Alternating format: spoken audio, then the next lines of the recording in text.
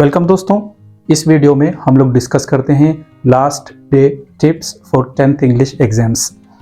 आप लोगों में से जो भी स्टूडेंट्स 10th क्लास के इंग्लिश एग्जाम्स को फेस करने जा रहे हैं, ये वीडियो उनके लिए काफ़ी इंपॉर्टेंट होने वाली है।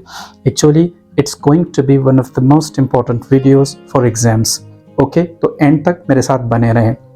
सबसे पहले आप लोगों ने ये ध्यान में रखना है कि क्वेश्चंस कैसे सॉल्व करें। कई स्टूडेंट्स को कन्फ्यूज़न होता है कि सर जी स्टार्ट कहाँ से करना है, क्वेश्चन नंबर 1 से, क्वेश्चन नंबर 4 से, क्वेश्चन नंबर 7 से। तो आप याद रखो, इंपॉर्टेंस ऑफ क्वेश्चन किस बात पर डिपेंड करती है। जो क्वेश्चन आपको सबसे ईजी लगता हो, ठीक है। यहाँ पर देखिए आप, which you are perfect in. आपको जिस भी क्वेश्चन में लगता हो कि आपके लिए सबसे बढ़िया है, सबसे अच्छा है, आपको सबसे अच्छे से इसका आंसर लिखना आता है, आप बिल्कुल वहाँ से आंसर लिखना स्टार्ट कर सकते हो। ओके, या फिर देखिए on the basis of marks, यानी मार्क्स के हिसाब से।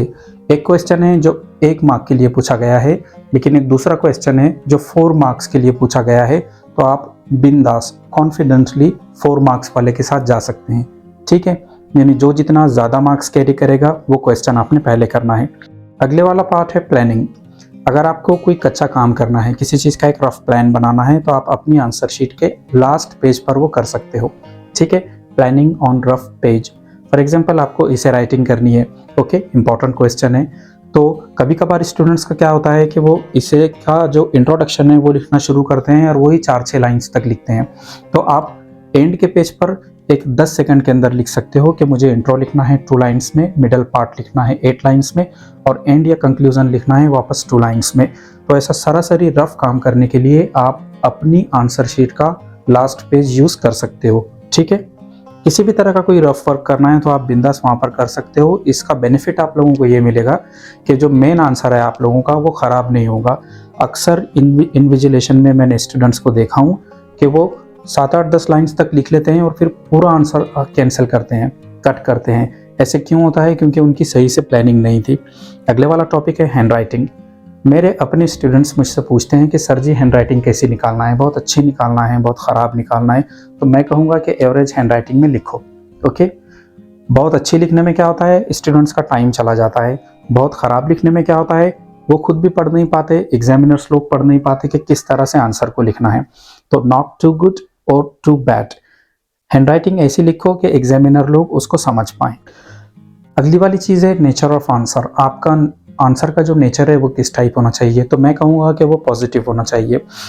पॉजिटिव से मेरा मतलब ये है कि आपका आंसर पढ़ करके एग्जामिनर्स को या टीचर्स को खुशी होनी चाहिए, सेटिस्फेक्शन होना चाहिए। 10th इंग्लिश और 12th इंग्लिश में अक्सर ऐसे क्वेश्चंस पूछे जाते हैं जो पर्सनल रिस्पॉन्स टाइप होते हैं, जहाँ पर आपको अपनी ओपिनियन देनी होती है, अपनी राय देनी होती है। यहाँ पर एग्जाम्पल के लिए एक क्वेश्चन है, should women be educated, why. क्या वीमेन को एजुकेशन देना चाहिए, क्यों। अब मान लो आप ऐसा आंसर लिखते हो कि women should never be educated, कि वीमेन को एजुकेशन नहीं देना चाहिए, they are good in the kitchen, वो किचन में ठीक हैं, man are there to work and earn money, पैसा कमाने के लिए, काम करने के लिए आदमी लोग हैं ना। I believe that women do not have the right to read and write. मुझे लगता है कि औरतों को, वीमेन को पढ़ने का, लिखने का कोई हक नहीं है। अब यहाँ पर ये पर्सनल रिस्पॉन्स टाइप क्वेश्चन था, आपने अपनी राय, अपनी थिंकिंग रखे हैं, लेकिन फिर भी ये एक थोड़ा सा नेगेटिव इफेक्ट पड़ता है। हो सकता है एग्जामिनर्स इसके मार्क्स कट कर दें, तो आपका जो आंसर होना चाहिए वो पॉजिटिव होना चाहिए, ओके।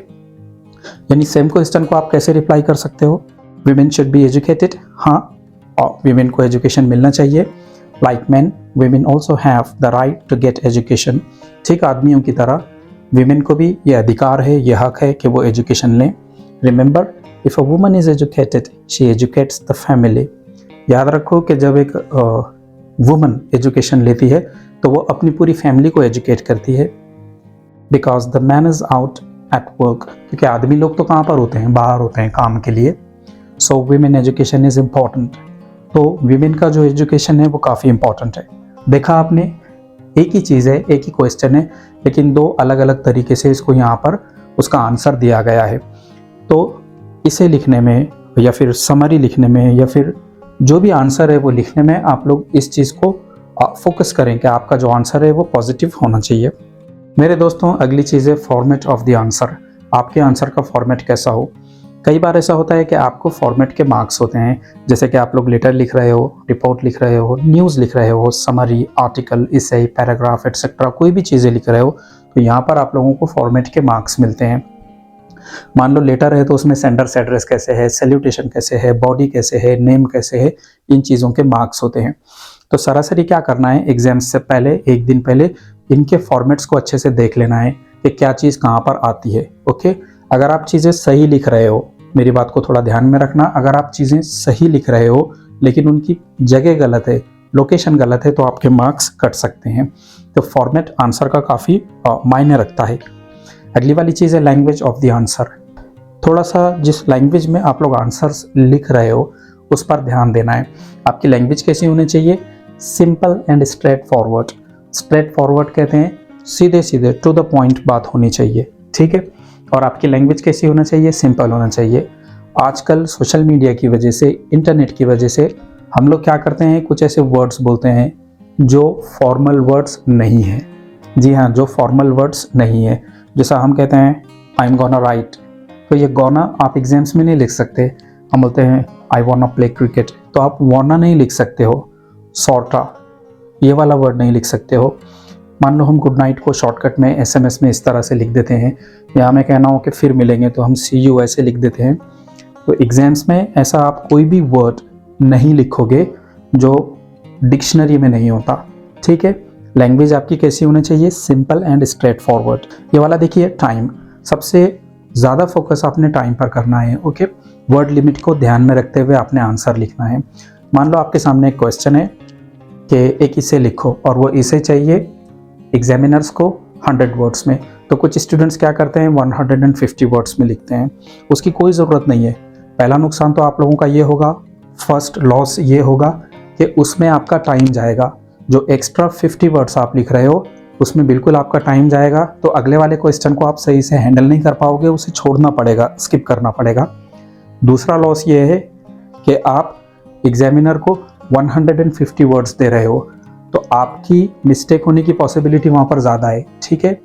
हो सकता है जो एक्स्ट्रा 50 वर्ड्स आप लोग लिख रहे हो उसमें ग्रामेटिकल मिस्टेक हो, स्पेलिंग मिस्टेक हो, ठीक है, तो आप अपना रिस्क बढ़ा रहे हो वहाँ पर।